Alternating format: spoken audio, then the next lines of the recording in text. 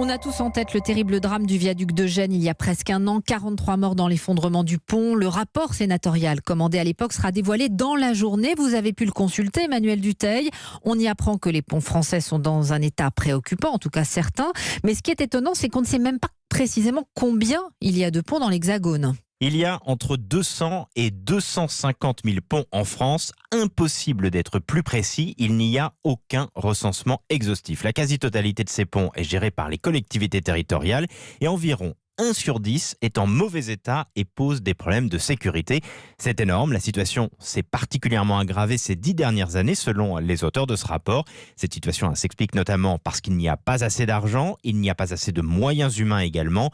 La politique de surveillance laisse en effet à désirer. Il y a aussi des raisons nouvelles, le réchauffement climatique met à rude épreuve les ponts. Et puis on n'y pense pas. Parmi les raisons avancées, les GPS qui orientent le trafic, notamment en poids lourd, sur des ponts qui n'avaient pas été pensés pour un tel trafic. Du coup, pour régler tout cela, les sénateurs préconisent un véritable plan Marshall.